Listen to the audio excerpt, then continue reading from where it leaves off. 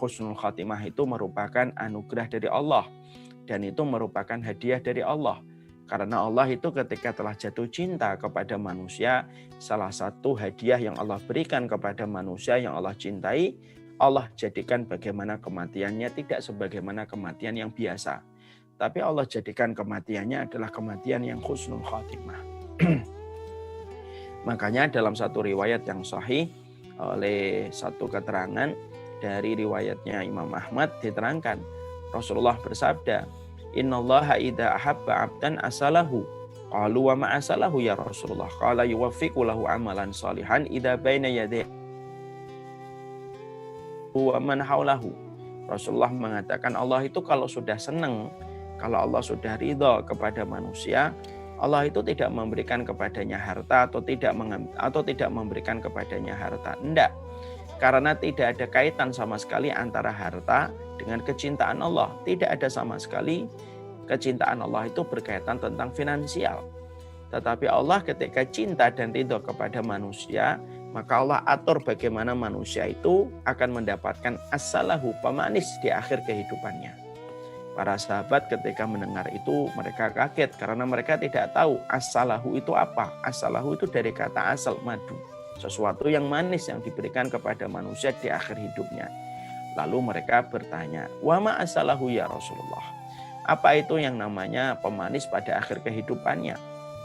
Maka Rasulullah Shallallahu Alaihi Wasallam menjawab, yuwaffiqu lahu amalan salihan idza baina yaday ajalihi hatta yardu anhu jiranuhu wa man haulahu.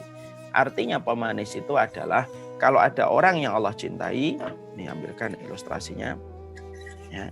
Maka ini kemudian garis ajalnya. Lalu orang yang Allah cintai dia jalan gitu. Sudah mulai mendekati garis ajalnya.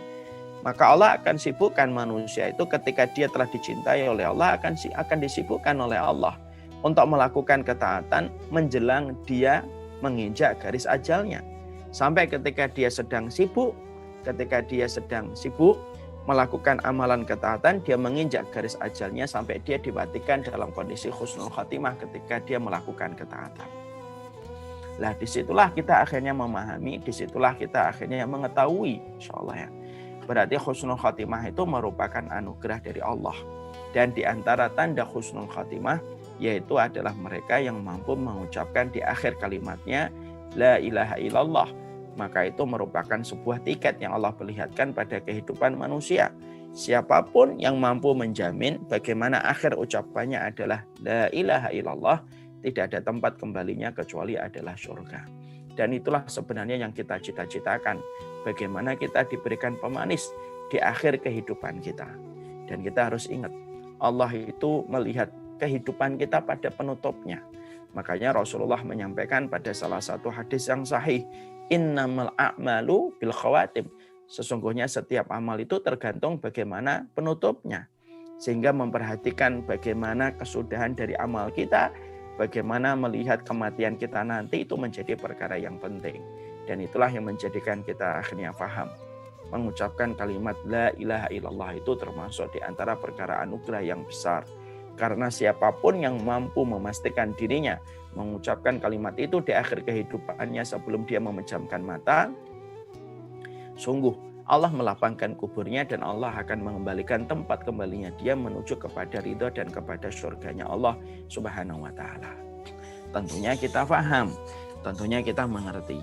Sesungguhnya tidak ada orang-orang yang mereka itu mampu mengucapkan la ilaha illallah di akhir kalimatnya kecuali mereka yang diberikan pertolongan oleh Allah untuk berada di atas ketetapan dan keteguhan hatinya mengucapkan itu di akhir kalimatnya.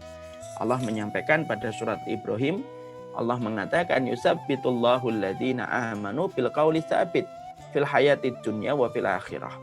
Allah menyampaikan pada surat Ibrahim, Allah berfirman, Allah yang meneguhkan perkataan orang yang beriman. Allah meneguhkan perkataan orang yang beriman dalam kehidupan dunia dan kehidupan di akhirat. Berarti para ahli tafsir menerangkan sesungguhnya yang mampu membuat seseorang itu mengucapkan kalimat la ilaha illallah itu adalah mereka yang digerakkan oleh Allah, lisannya oleh Allah dan diteguhkan lisannya untuk mengucapkan itu di akhir kehidupannya. Siapa yang imannya itu diterima oleh Allah Subhanahu wa taala. Makanya para ulama menerangkan kepada kita, iman itu ada dua. Ada iman yang didustakan oleh Allah, ada iman yang dibenarkan oleh Allah. Kalau iman ini didustakan oleh Allah, Allah tidak akan memberikan keteguhan hatinya dan keteguhan lisannya ketika di akhir kehidupannya. Tapi kalau dia imannya diterima oleh Allah, maka salah satu di antara janjinya Allah kepada mereka yang imannya dibenarkan oleh Allah, Allah akan gerakkan lisannya untuk mengucapkan la ilaha illallah di akhir kalimatnya. Dan itulah pertolongan Allah. Sebelum pertolongan nanti di alam barzah, ketika dia ditanya Munkar dan Nakir, Allah kembali teguhkan perkataannya. Sebagaimana Allah teguhkan perkataannya kembali di akhirat ketika menghadapi pengadilan Allah. Makanya yang menjadi renungan bagi kita ini akhirnya paham. Ternyata iman itu terbagi dua. Ada iman yang didustakan, ada iman yang dibenarkan.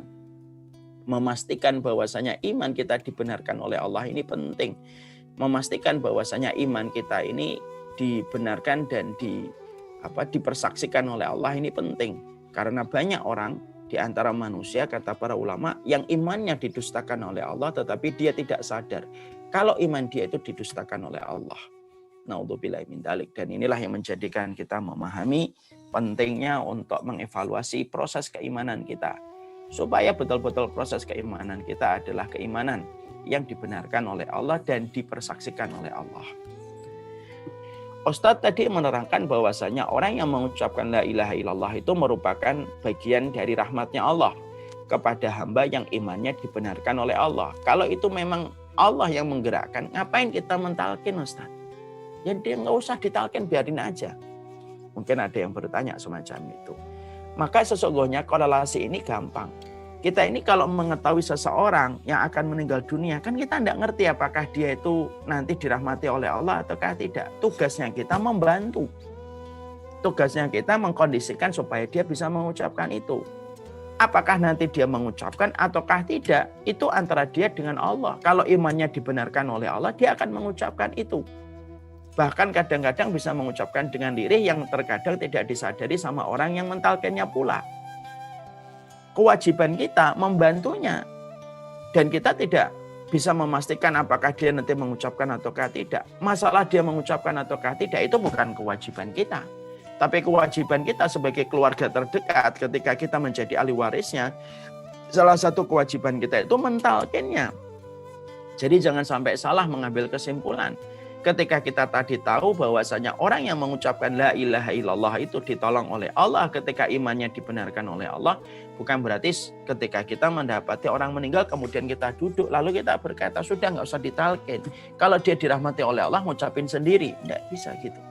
Kewajiban kita, kewajiban ahli waris, kewajiban kita mengkondisikan, kewajiban kita membuat atmosfernya itu mendukung dia untuk mengucapkan kalimat itu. Setelah itu sisanya antara dia dengan Allah. Kalau dia itu dibenarkan, pasti dia bisa mampu untuk mengucapkan kalimat la ilaha illallah.